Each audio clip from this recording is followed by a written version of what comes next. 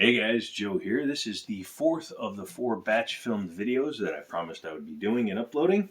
And as promised, here it is. Now, last weekend, I told Daniel, my buddy from Liberty Arms, Google him, Harrisonburg, Virginia, great people, all that fun stuff, to just grab me some random things to review. I said, I don't care what they are. Don't tell me what they are. Bring them to me. That way we can look at them as if it was the first time I was checking them out. Now, 2 of them I had already seen before. The DVG one, you can see up there. If you're here in the members playlist, you can just click through and check out the other ones. The other one was a SIG 230. However, I had never taken that one apart. The third one was the North American Magnum Master. Sounds like a sex toy, but it's a pretty cool little piece. And then the fourth one is one that I wasn't expecting. I'm not sure if it was Daniel or Greg down there that picked this one out, but it's a pretty cool one, and I thought we should give it a shot. Hopefully it will all be in frame. Yeah, that's good enough. Today we're going to take a look at a Mossberg. Most specifically, the Mossberg Flex 500 12 gauge. Now, this is just a shotgun. However, it looks a little short, doesn't it? There's very good reason for that. This one is a full 18.5-inch barrel, so it is 100% a shotgun. It is considered a long gun, so it's purchasable by anybody in any state. That allows you to have firearms unregistered. However, it's a pistol grip. That's pretty cool. Let's go ahead and pull it out. Take a look at the box. It comes in this guide. Do not lose this. This is required if you need to send it back for any kind of customer service or RMA, all that stuff, okay? Don't lose this. Don't cut it. Don't get rid of it. It comes with your instructions and a big Mossberg branded gun lock. That's nice. Firearm safety manual, as well as some instructions for this handgun. Un sticker. And a piece of pick rail, which is very convenient and nice to have because you'll definitely want to have this if you want to add some stuff to the firearm. I'm fine with cardboard boxes. Anybody wants to make a cardboard box and save the end user $5, $10, $15, I'm cool with that because this is not going to be something you carry in a cardboard box. You're going to have a case or a gun sock or something of that nature. Let's go ahead and take the price tag off. $535. This is, again, the first time I'm seeing this guy. Now, there are other guns out there. There's the 590 Shockwave, which is a pretty cool little, technically short barrel, although it's a pistol only. It has only a pistol, although you can put a brace on a 590 Shockwave, thus making it tactical-ish, which is pretty cool. And then this guy is a full 18.5-inch barrel. So you could change this grip out to a number of different grips. I'll be honest, I'm not a fan of the one that's on there, but it is totally changeable. But this is called the Flex 500. I'm guessing because of the design of the tube, the loading thing, the pump action. Can you tell I don't deal a lot in shotguns? Take off this little thing. We put that on the shelf so you can tell what brand it is. And let's take a look at it. It's finished in all black, which is perfectly fine by moi. 12 gauge, as I said, looks to be a 5+1. Let's see. Yeah, there we go. As you can see, she is clear, chambered for, I believe, 3-inch shells, but it should be able to take, let's see.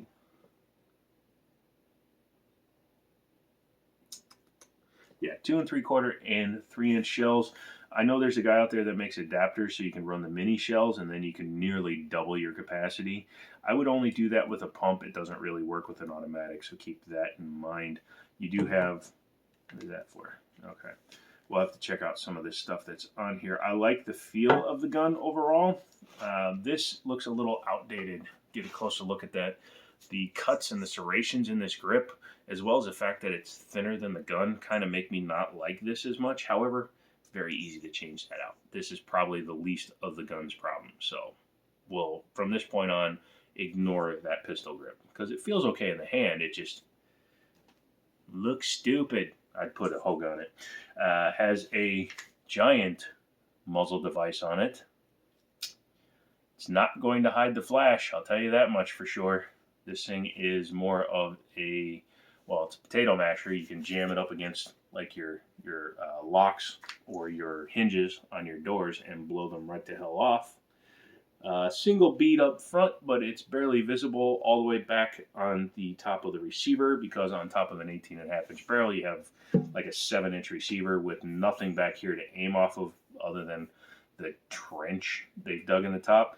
But that's where that other piece of pick rail comes in handy, because you can put that up here, you can mount a red dot on here, you can get the high vis front sight. It just clamps on and it's got this big fiber optic on it.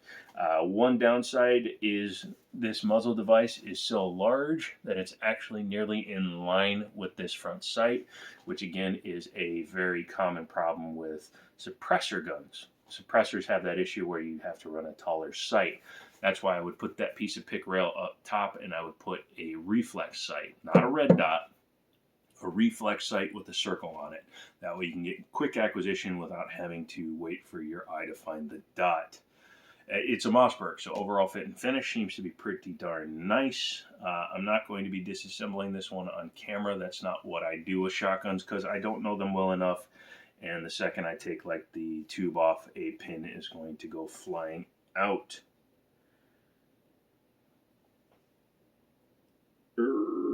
Obviously it's smooth bore. I'm just looking down it to see if it does, and it does. It does have threads, so you could put chokes in it, which is convenient. It does have a safety back here on the back of the receiver. Very nice. Black is safe. Red is go. Once you have the pump all the way forward. Sorry, these pads on the side feel kind of odd to me. This giant rail underneath here is a little bit out of position for me personally, although it does look like it does come off. It looks like it's spring loaded. No, it's actually screwed in, so pardon me, none of that actually mattered. Flashlight mounts here on the side, which is very convenient. You can put, like, if you really need a laser on this side, flashlight on that side. You can put a different grip down here. Vertical foregrip, because this is a long gun. You can put a vertical foregrip on it, but you can put a vertical foregrip on it so you can rack the schnout out of it, or angle foregrip, whatever you want to do, or you just keep your hand on it. It's a little bit grating. Probably wouldn't be too comfortable when you're shooting a lot of shells through it. Yeah, overall, it's a pretty nice little piece. If the 590 Shockwave didn't exist, I would recommend this wholeheartedly. However, if you're looking for a small home defense firearm or shotgun, I'd probably suggest that you go with the 590 Shockwave.